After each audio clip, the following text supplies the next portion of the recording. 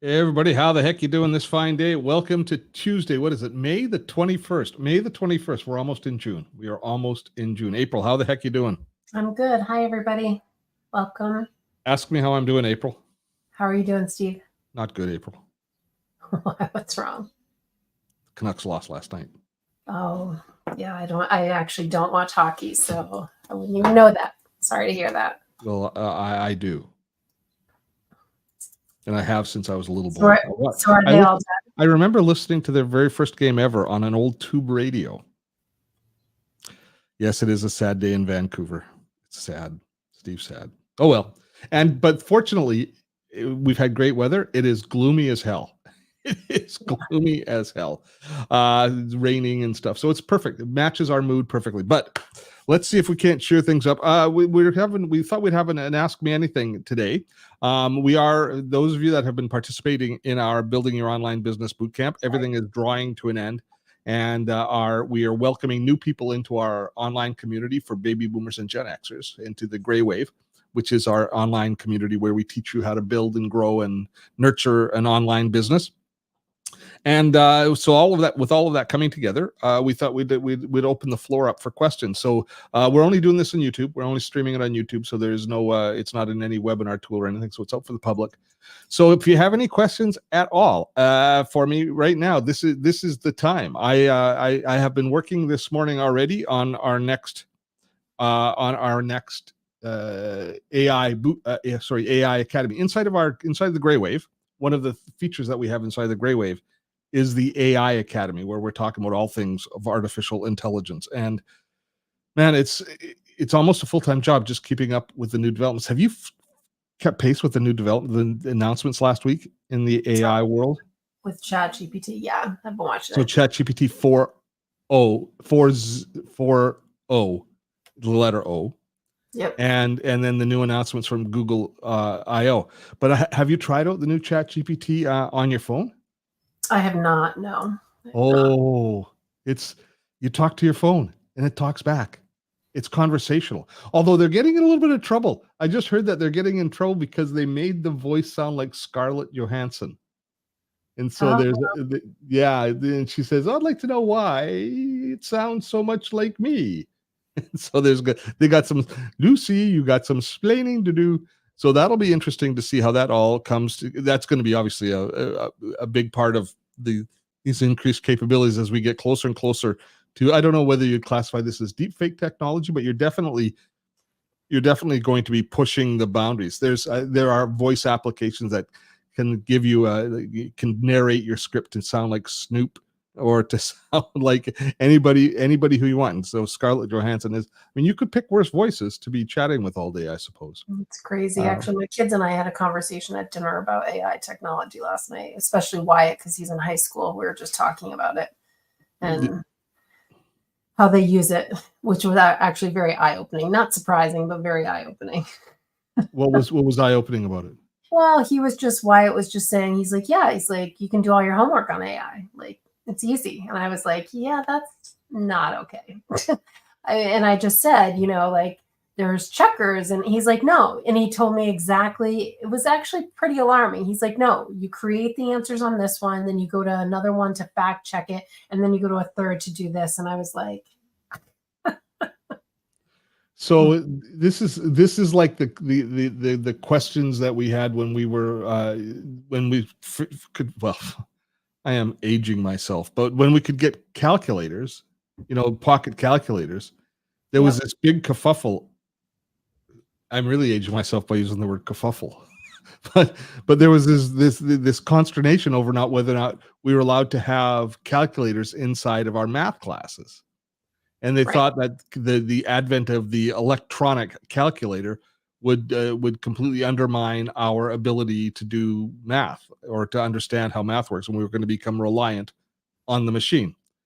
Well, the challenge is that, since COVID, I mean, even before COVID, but really now since COVID, schools have gone electronic, meaning that they give out the Google books to all the kids. I mean, they manage the network. However, like, even Google uses AI. So like all these all these, softwares to stay up to date keep adding AI. So these kids, even though they're securing things down, they still have access to it in their school, because they use the Chromebooks. Yeah. So what is now, as far as you're concerned, since I don't have any children that are school age still, are you are you So I talked concerned to about him. what's gonna why it's going into his So senior first year, of right? all, I should say my Wyatt, all he has to do is his homework and he'd be an A student. He never does his homework. So I was like, well, if you know how to use it, why are you not doing your homework? I was joking, of course, but um, I talked to him about his essays, right? I was like, when it comes to an essay, like that doesn't fly. When you get to college, it's not going to fly. So you need to not get used to using it because you think you're ahead of the curve. And for all I know, maybe he is, maybe they are, maybe they know something us older generation doesn't know, but I put a thought in his head about like, it's not human. I was like, and a lot of times it's repetitive words. And so my middle, Lucas, he was like, he's very he's my like historian kid. And like new technology, he watches all these things and he was like, yeah, Wyatt, he's like, it will come back to bite you. Like it's not, like you think it's easy, but it helps you. It's a guide, it helps you. But at the end of the day, you're going to have to read it and make it your own because it will never be your voice, no matter what you do. Well, here's where I struggle because it's like the calculators.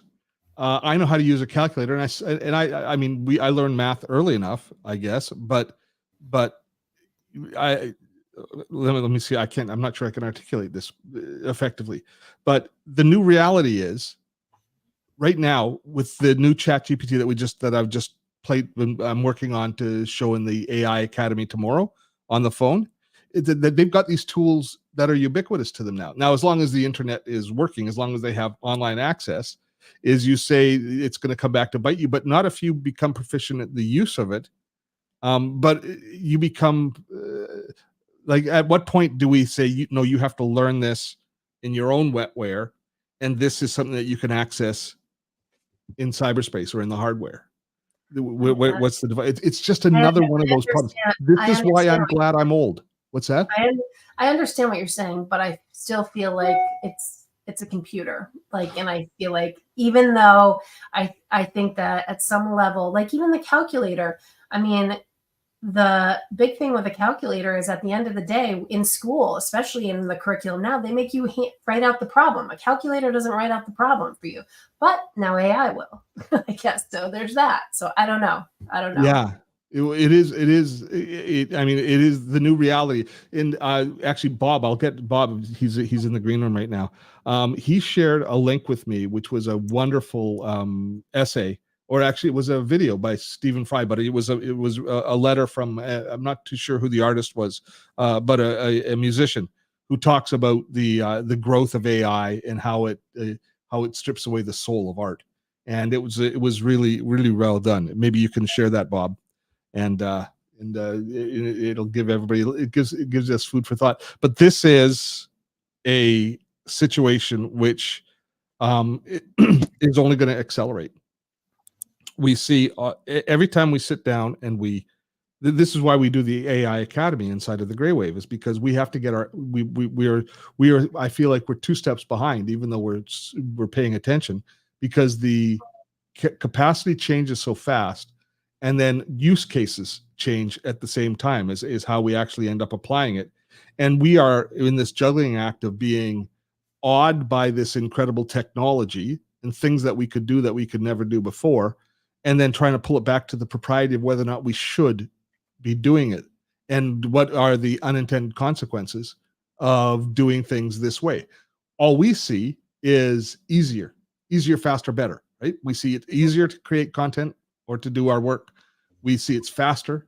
And so that's better for us because we have to work less hard to get the same type of workout, to get to do the same thing. But what price do we pay for that? And I think it's far more profound than just what does it do to the individual. It's what does it do to the individual in their relationship with others. Us as content creators, if we start publishing all of our content that's artificially generated, how do we establish a relationship where people want to trust us and get to know us? I don't know how you. I don't know in our value system, we believe in sweat equity. We believe that if you were, when your kids made you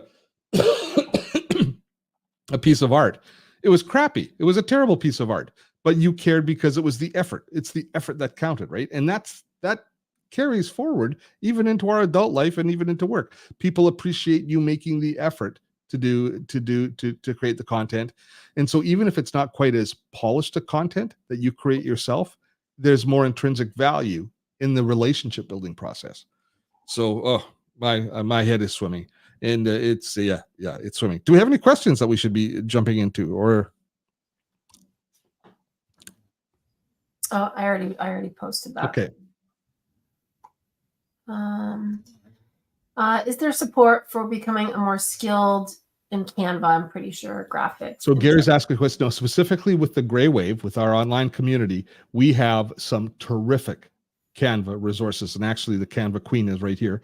April does a lot of the training and a lot of the support stuff on Canva, although I do some as well myself. But we've got you've got first of all, you've historically got a branding. We've got a branding course, how to do your personal branding in Canva. Help me out, April. What else do we have in Canva? We have a whole Canva certification that's like it's probably 10 sessions that goes through kind of all the elements of Canva, which we'll be updating again in September. We'll be doing it again. In September is when we're going to be doing the next one. So we've got a lot of support for Canva. Plus, those are full courses. Plus, inside of Foundational Friday, which are our weekly tutorials, there's at least a half a dozen specific projects that we go into Canva to teach people how to do when we use Canva. We'll just continue to use it that much more as we go along. So yes, there's great Canva support, and it's, to be fair, it's really become the main graphics tool that we use. I've stopped using Photoshop. I haven't even updated Photoshop on my computer for 2 years now. I've moved all of my creation work over to Canva. I hadn't even thought of that. I haven't updated Photoshop. I haven't but the last 2 versions. Well, especially when they added some of those technologies where you can grab images out of images, kind of thing. Oh, the AI technology inside of Canva, like the background remover and the grabbing the text from something. Yeah, those are the best things in there. Yeah. Oh, and the brand kits and things like having all of your resources in one place. So I need a logo. I'm just saying, but you were saying from like not using Adobe anymore. That was a game changer. I feel like that makes you not have to use Adobe, and it has layering and all that good stuff. Yeah, Gary says that OpenAI demonstrated ChatGPT being used as a tutor. It's that when you add the conversational element to it, especially, it is really interesting how that's going to come together. And when you see OpenAI demonstrating that, Gary, and then if you pay attention to what Google has been doing with Notebook LM, which is Google's Notebook LM allows you to upload your own source content. So you could, if you had a book, you could upload the book, or if you had any documents, you upload, and then the AI entity will then reference that as they call it, source grounded AI. So it means that the source that the AI is drawing the content from, it has been validated by you. So it's been approved by you. So it's going to give you back more accurate content or more accurate results. So when you do that, and when you see that happening inside of a Notebook LM, and you add that to these new conversational and very, very human-like interaction, the conversations you have with when you play with the new OpenAI with the new ChatGPT mobile or the new voice integration, it's going to get worse. Where did I see somebody? They have a relationship. They are. Oh, I saw in one of the Facebook groups that I'm a part of. Somebody up northern Canada has decided that their partner is an AI bot, and they've got a wonderful relationship with this AI bot. But we laugh, but we've seen those things in science fiction. but we're seeing them in real life now. They're coming. It's coming. It's coming. How can I delete hundreds of old emails from my Yahoo account? Is there not a select all? Like, typically speaking, you can select a full page at a time. There'll be a little checkbox at the top. I haven't used Yahoo Mail in a long, long time, but there should be a place where you can bulk. If not, you can just in your preferences, you can tell it to put more messages per page. Like it might be set for 20 messages per page. Set it for 100 messages per page, and then just shift click and select the top and the bottom one and delete that way. So one of those methods will help you kind of bulk delete your email. Do you tie your own flies? I used to. It's my eyes have really deteriorated. I have a very slow moving kind of sister eye thing, which is very similar to macular degeneration. But it means that it's very hard for me to focus up close. I have to magnify things quite a bit, and so it's frustrating. So I don't, unfortunately, I don't tie flies anymore. Sorry. Yeah. As Asimov's 3 laws of robotics, should we create laws on how to use AI, and what should they be? That's really good. That's an interesting suggestion. But I'm afraid that the cow has left the barn already. This is the scary thing about it. Once this technology is in the wild, which it is now, how do we rein it back in? Do you see any leadership in any country that has the understanding of the subtleties of this to create this set of rules? And in our society, we're so freaking divided. I don't think we could come to terms. I don't think we could all come together to decide that water is wet. So that would be great, Michael, but I don't think it's going to happen. I know you're really good at talking without a script, but have you used a teleprompter? And if so, what's the best value, ease of use? I actually do use a teleprompter for some projects. I was hired to do a series of videos for a company. They wanted me to be on script.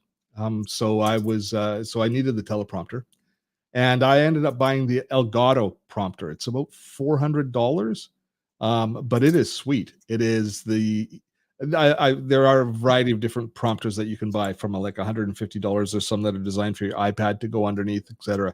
But the Elgato prompter is well designed. The software that Elgato ships with it, which is their camera control software, isn't very good for teleprompting. But using a third-party prompter application, it worked like a dream. It is easy to use. I have it set up right beside. So I have done some of the promos that we did for the Facebook ads for the Gray Wave, etc. I wrote scripts for. And I did those all with the prompter because I don't seem to memorize scripts quite as well anymore as I used to.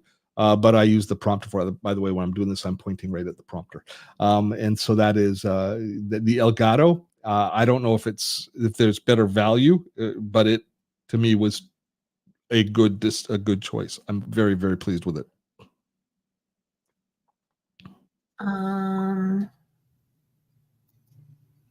Gary's saying, had a conversation with ChatGPT and it started asking me questions such what book I'm currently reading, Napoleon on Project Management, which spurred on some interesting discussion. Really? So in your conversation, did you set something up, Gary? Did you set something up in your settings or in the beginning of the chat to ask it to ask you questions? Because I know that for instance, when you're setting up a GPT, a custom GPT, it'll say, do you want me to ask questions? The AI entity will say, would you like me to ask you questions to clarify things? And so you can get into an iterative conversation with it.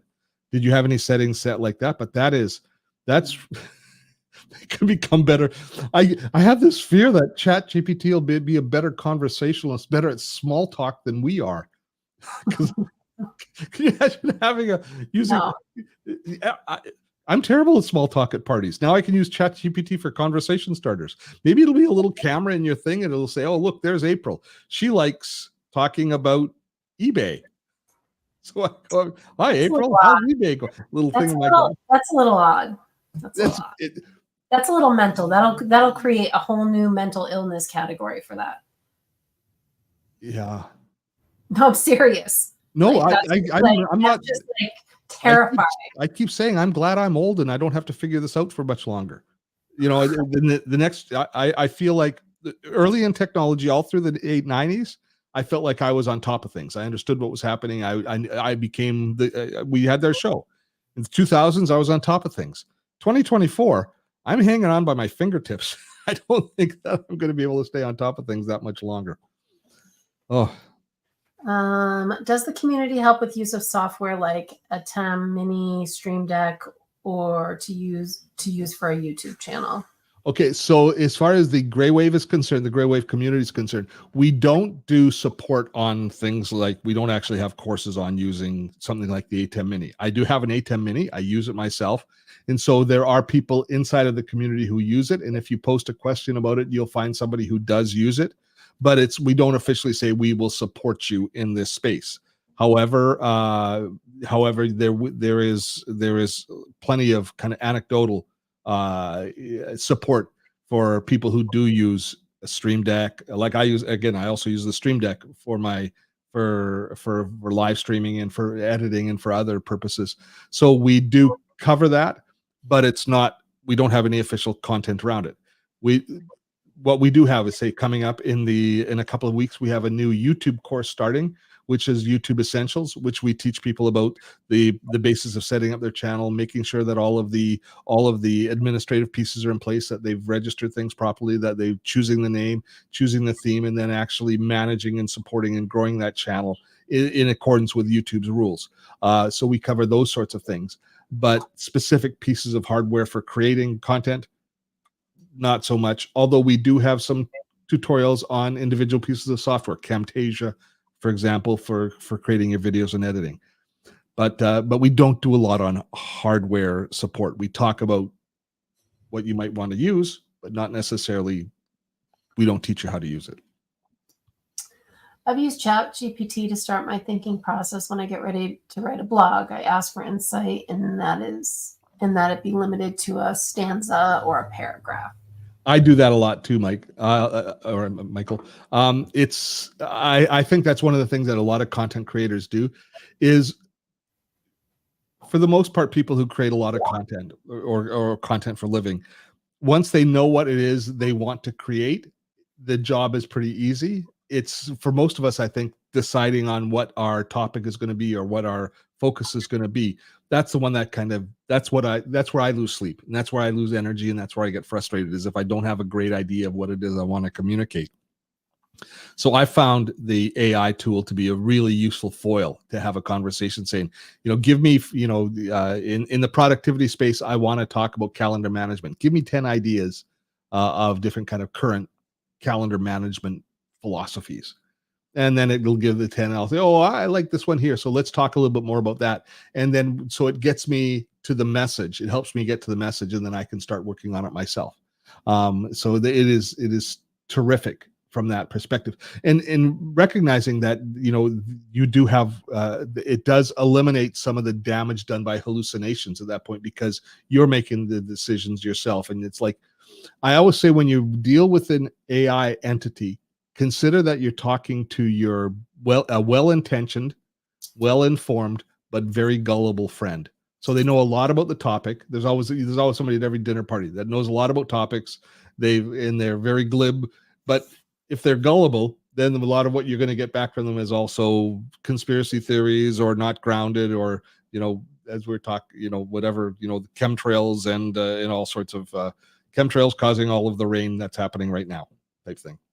I've used my email address for nearly 30 years. How many different email addresses do you maintain? I have 4 right now. For my personal use, I have a business and a personal email address, just 2. And then inside of the business, we have multiple. We have probably 4 or 5 for different vertical applications. The info one for general email coming in. So I would say 3 myself primarily. For factual GPT queries, I found at least half the time the info is wrong. Challenging GPT to do better, it says it will now do a self-review before it gives a response. We'll see. Yeah, it's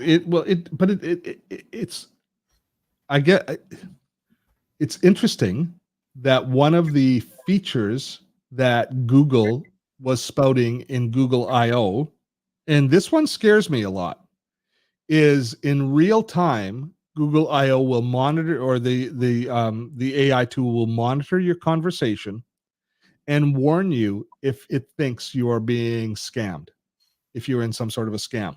So they didn't demonstrate this, or I haven't seen a demo of it yet.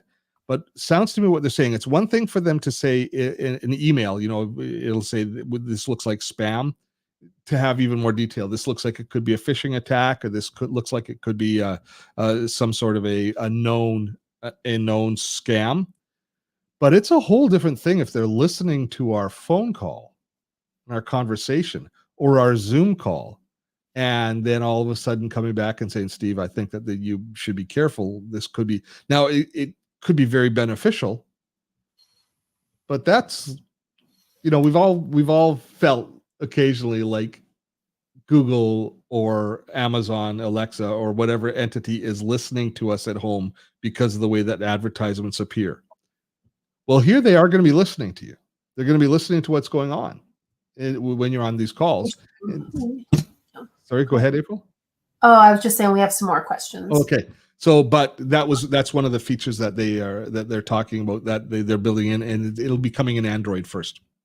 Which is the great way of offer for having a business financial mindset to make it a success in whatever one's niche is. Business financial mindset. We do a lot on income models, on finding a path towards generating income. We have one of the full modules inside of the boot camp where we talk about making money, about the different ways that you can make money online and some of the different perspectives. So if you're in any of the mainstream type content creation areas, if you're doing a podcast, doing YouTube videos, creating online courses, I think we do a good job of showing you different models, because each one of those isn't just you have to sell a course and then to make money. There's a variety of different models that you can apply to each one of those, and we're an example of that. We generate income ourselves through crowdfunding and Patreon. We generate it through individual course sales, and we generate it through memberships, depending on what content there is. So I think we do a really good job covering off that main bob. So inside of the Gray Wave, and if you feel like inside of the boot camp that you've gotten a peek at it, that continues on inside of the Gray Wave. Hi, nope, sorry, I hit the wrong one. Do you think one day we'll come to the point to signal that a certain product or content was made by a human brain, especially because people would like to know? I do. I think that what we'll see first is we'll say that AI assisted. Like, I created this content with the assistance of AI. And so, for example, if you do a podcast, you record the podcast, you edit the podcast. I don't think that you would have to say, AI, help me in the editing of the podcast, because I don't, it's typically just the things that it doesn't change the value of the content. But you might say, for your summary, for your show notes, AI assisted, so people recognize that. And that could also be a little bit of protection. It's a kind of a way to say that you're not certifying that everything's 100% accurate. But I can definitely see that. Now, I don't know whether people will say I made this myself, but I can see a kind of a groundswell movement where people say, I don't, if you are generating your, it's kind of like vegan content, only human generated content versus artificially generated content. I can see the point at the time when people are going to be signing up for people who commit to that. Alrighty. Is there a cheaper virtual camera than Ecamm where I can have a floating camera overlay above a document? I'm an online language teacher. Is there a cheaper virtual camera than Ecamm where I can have a floating camera overlay above a document? I'm a little confused with exactly what you're asking for. But if you're looking to key an overlay, Ecamm is definitely one. So as far as live streaming goes, you have to have something that will live stream. Well, yes, there is a cheaper one. There is a cheaper one, and that it is. I've lost the name of it now.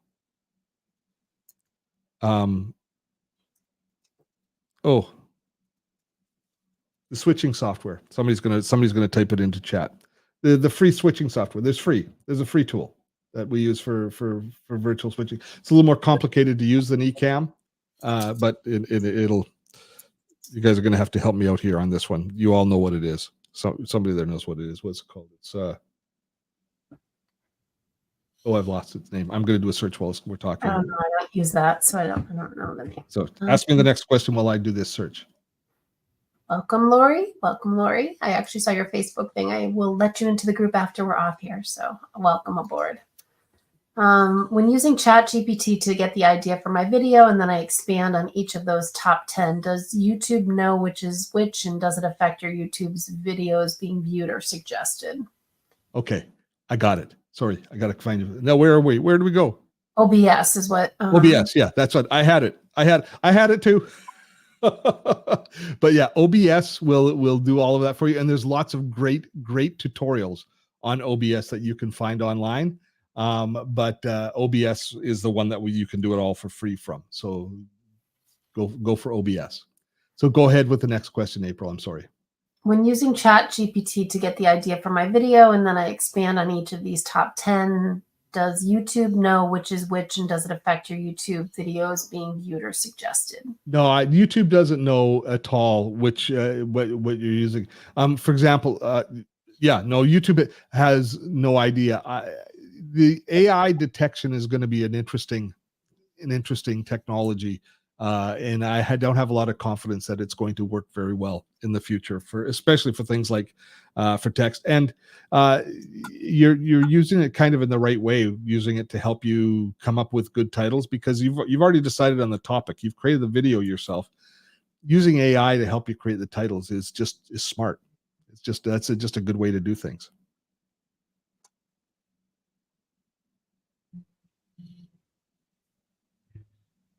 Owen was saying is camo an option, and I don't know if camo is an option or not. I haven't used it, but OBS is for sure.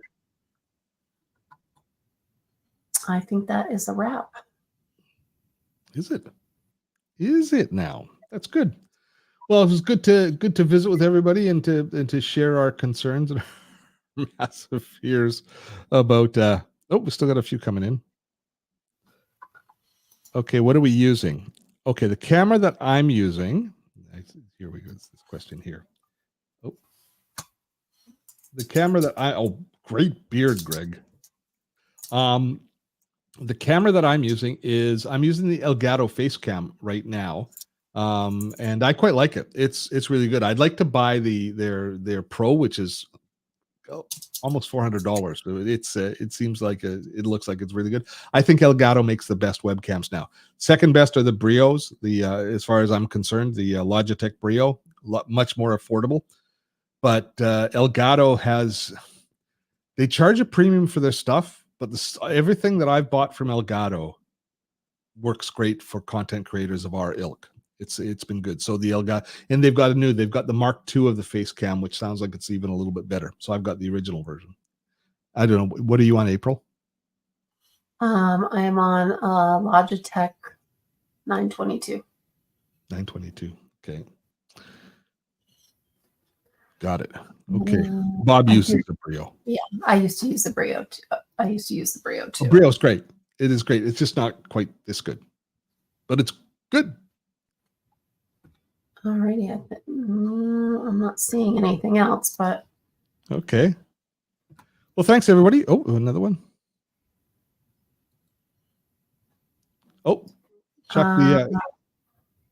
Where can I see you're welcome to the Gray Wave?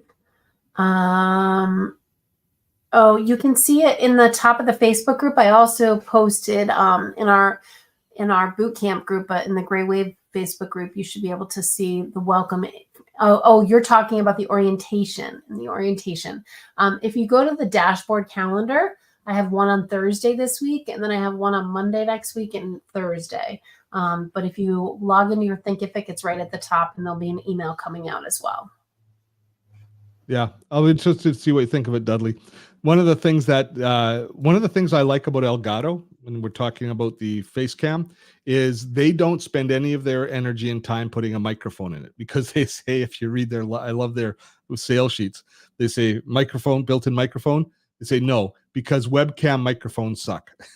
And so, and they are right. Webcam microphones tend to suck. So I like that. And you know what? The nice thing about it is I don't know anybody that says, "Darn, I wish I had a microphone on my webcam."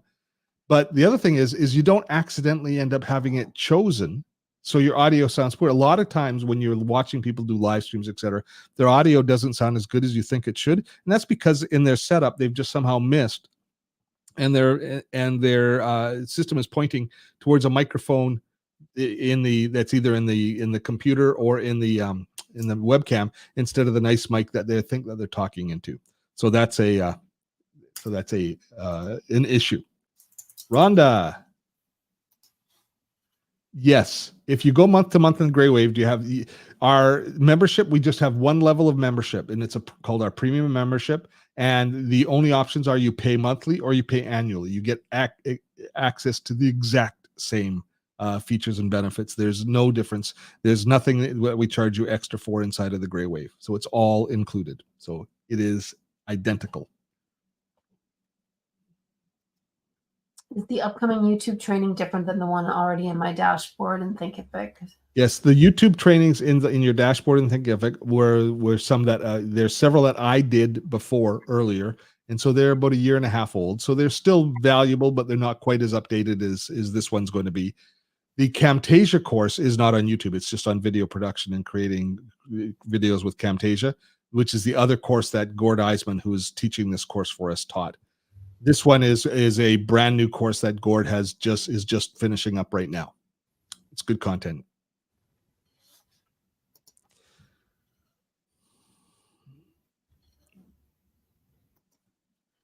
Is the Grey Wave training sequential or is it more random? There's a blend. We schedule, we've always got what I call hero content or featured content happening. Right now, April is teaching a course. What's your course on right now, April? We just finished the CRM. Picking and the right. Yeah. And so we always have a course that's usually a month long on different topics that's running during that runs, and those lessons are Thursdays. And so there's always kind of something fresh, something new, or something being refreshed in that space. On Fridays, we do small little, we do our Foundational Friday tutorials, which take on just one aspect of some form of content creation or online marketing. And we do a tutorial on that, but it's just like down on one single small topic that we want to make sure that we understand intimately. And so those are our live deliveries. And then on Wednesdays, we have our AI Academy, which we basically it's almost like it's very similar to this in the fact that we take on a lot of different topics, and we take on understanding AI. Sometimes it's a full demo, sometimes it's a conversation, but that's the AI Academy. But then we also have the archives of all of the previous featured content and online courses that we've delivered, and all of the previous Foundational Fridays and the AI Academies, which turns into a couple of hundred different modules or different training sessions that you can take, which are based on your needs at that particular time. So that is completely random as far as when you take it, but we've got a directory that will help you decide what you're doing. So if you're going to be setting up, if you're setting up Facebook ads for the first time and you don't understand how the Facebook pixel works, we've got a Foundational Friday on how the Facebook pixel works. If you're doing that, if you're setting up that first online course and you want to develop a landing page for people to register, we've got modules. We've got full courses on doing landing pages, but we've also got small little modules on landing pages, and you can choose which one looks like it's going to work best for you. So you've got lots of options there. Do you need to build a special new website to do business online, WordPress, ?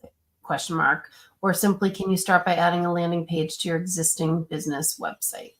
I would say, well, it depends. You could just start with a simple landing page on your existing website. But the question is if you're branding it with your existing business, if it's compatible with it, or if it's a completely new venture, you have to make sure that it appears to be something on its own, that it doesn't appear to be part of it. But yeah, you can start with a single page. A landing page. Lots of businesses start that way. Our attitudes towards our websites, building a good website is still a big venture and is still important at some point in the process. But we can do an awful lot with simple little landing pages. And the landing page creators have really come along, giving us a lot of functionality and a lot of opportunities. It's a lot easier to get started online now than it ever was as far as that goes.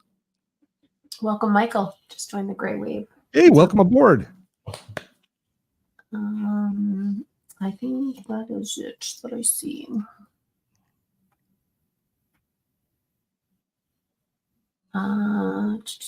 You can use AI to help you write the code for a single page website. A good example of using AI is you can ask it to create the content for you, and you can use that as a template, because what the AI will do is it'll make sure it covers off all of the main points that should be on a good landing page. And then you can, of course, go in and you can modify the content yourself. And you should be going in and modifying the content yourself, unless you like a very AI type approach to your content. But I find it does a really good job of filling in the gaps of what I miss. Like, I know a lot of the things that I should have. Oh yeah, I should have something on that. And so it gives you, it spurs your imagination to create to create the content for the fullness of what it is you want to deliver on that particular page.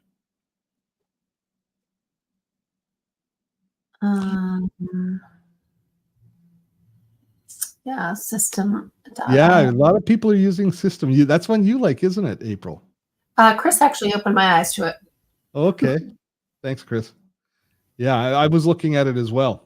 I think we got to figure out a way to test this out, to test out some of these tools. CRMs are tough ones for us to test out for the Gray Wave, because April uses a few, but they're historical ones that we've used in the past or we're using ourselves. So actually testing out new CRMs is quite difficult for us because it takes a big commitment to actually know whether or not they work. Basically have to use them. Yeah, so we'll have to think about that. Awesome. Yay. I'm glad to have you, Michael. Welcome aboard, sir. All right. Yeah.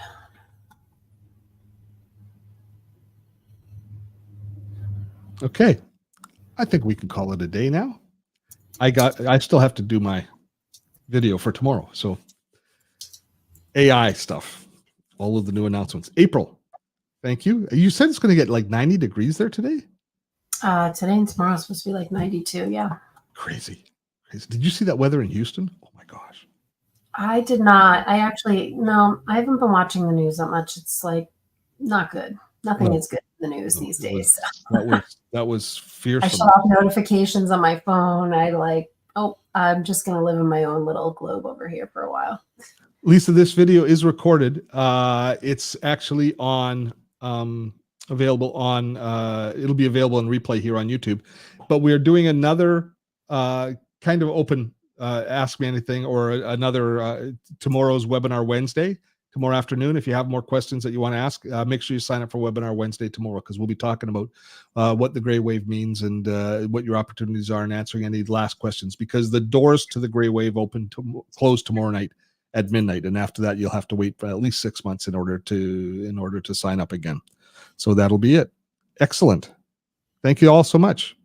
Great conversation. Nice to see everybody. April, thank you. Bob, thank you. Those of you that are going to join us tomorrow, let me just drop the link in for people to sign up.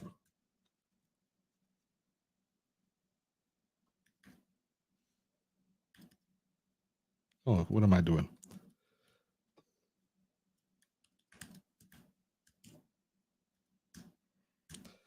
I have to remember all of our fancy URLs. There it is. So you already dropped it? Thank you, Bob. Bob already dropped it. So sign up for the Webinar Wednesday tomorrow. With that, April, thank you. Bob, thank you. Each and every one of you, thank you. Last question is Steve or April. April might be. You'll have to reach out to April and ask her if she's needed additional support. But Gary, you get pretty darn good support. The beauty of the Gray Wave is it's more than just us. When you ask a question in the Gray Wave, you've got hundreds of other people who are interested in the same things, doing the same things, that will be there to support you. So that is, I think, the number one reason to join the Gray Wave is the community. With that, folks, April, thank you, Bob. Thank you. Till next time. Have fun storming the castle.